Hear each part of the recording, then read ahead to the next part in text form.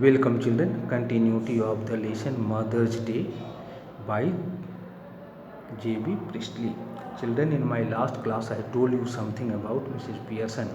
She wanted to have 2 days off at the weekend. She did not want to do anything for her family on Saturday and Sunday.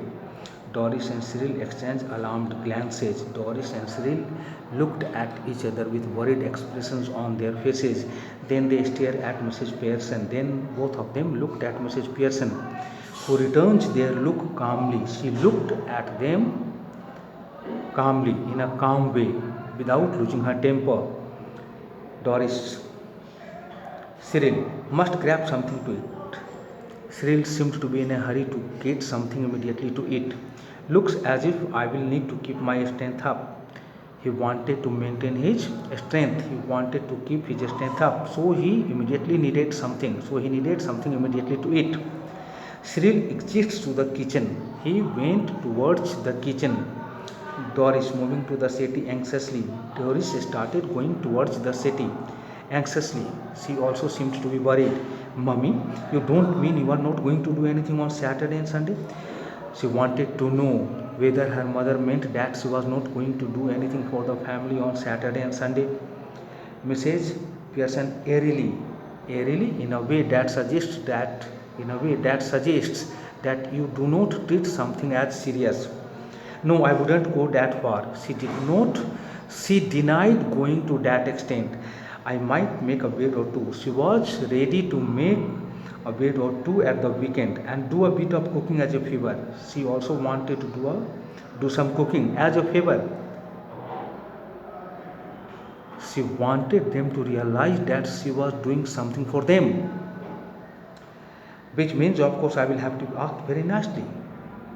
She wanted her family members to request her very nicely, very politely, talk to her very nicely and very politely to get their work done and thanked for. She wanted everyone to thank her also for doing something for them, and generally made a fuss of. She wanted everyone to treat her with great attention and affection. She did not want to be treated like a servant.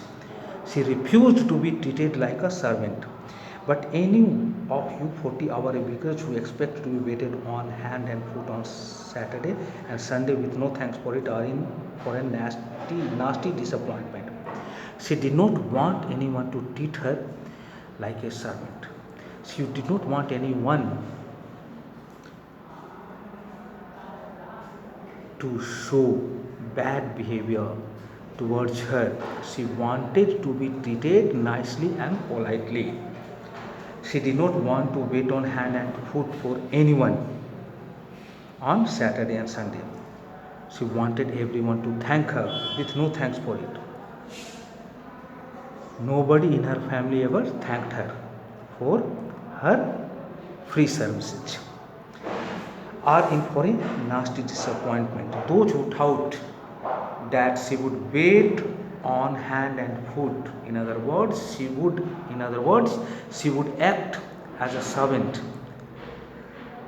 Those people were going to receive nothing but a nasty disappointment. Those people who thought that she was going to act as a servant for them might go off for the weekend perhaps. She told Doris clearly that she might go off for the weekend, perhaps to go off to leave a place for doing something. Doris, aghast, Doris was shocked. Go off for the weekend? She was shocked because her mother had thought about going off for the weekend. She asked her, Mrs. Pearson, why not? Mrs. Pearson insisted on going off for the weekend. I could do with a change. She told Doris that she needed a change. Stuck here day after day, week after week, every day, every week. She was trapped inside her house. She never went out. If I don't need a change, who does? She desperately needed a change. Nobody else did. Doris, but where would you go? Who would you go with? Doris wanted to know where her mother had decided to go, where her mother would go, and who would she, who would you go with. She wanted to know the name of the person her mother would go with. Mrs. Pearson, that's my business. Mrs. Pearson did not want Doris to interfere. So she told her that was her business. That was her business. Doris Pearson should not worry about her mother's business.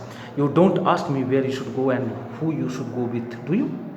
She told her clearly that she never asked her where she should go. Doris Pearson never asked her mother where she should go and who she should go with. She never took her permission. She never took her mother's permission to go anywhere. Doris, that's different. Doris told her that her matter was different. Mrs. Pearson, the only difference is that I am a lot older and better able to look after herself. Mrs. Pearson told Doris that there was only one difference. What was that difference? She was much older and better able to look after myself, older than Cyril and Doris, and she was better able to look after herself. She did not need anyone to take care of her. So it is you who should do the asking. So she wanted Doris Pearson to ask her where she should go and who she should go out with. Doris found her behavior very strange, rude. Doris, did you fall or hit yourself with something? Doris wanted to know whether her mother had fallen or hit herself with something.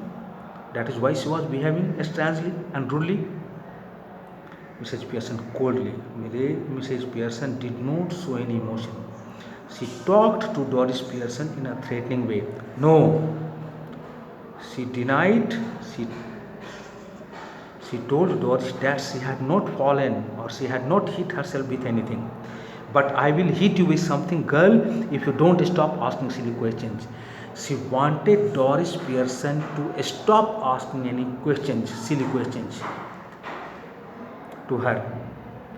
And if Doris Pearson did not stop asking silly questions to her, she was going to hit her with something. See how Mrs. Pearson used a threatening language. How Mrs. Pearson used some threatening words.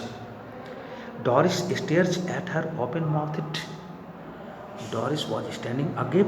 She had never expected her mother to use those threatening words. So she was open-mouthed, ready to cry. She seemed to be on the verge of crying.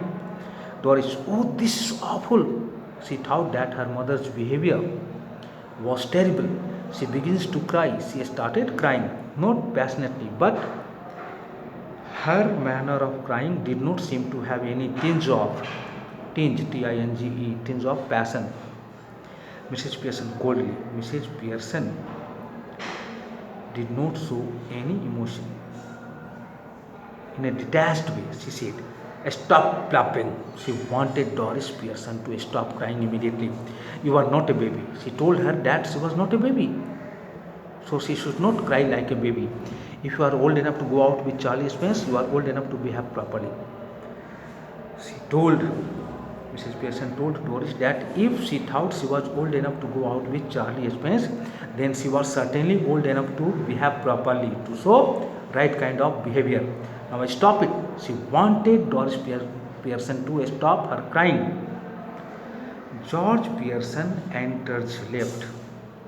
George Pearson came there from the left hand side. He is about 50. What is his age?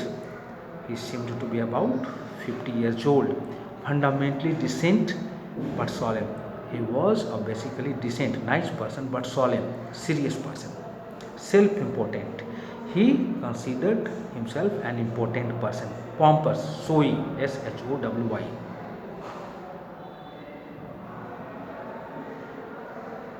Pompous. Preferably he should be heavy, showy. Preferably he should be heavy. The playwright wants you to think that George Pearson was a heavy person, slow moving type, a person who moved slowly. He notices Doris' tears. George Pearson saw tears in Doris in his daughter's eyes. George, hello, what is this? George addressed Doris Pearson. He started talking to her. What is this? She wanted to know why she was crying. Can't be anything to cry about. He thought there was nothing to make her cry. Thank you, children.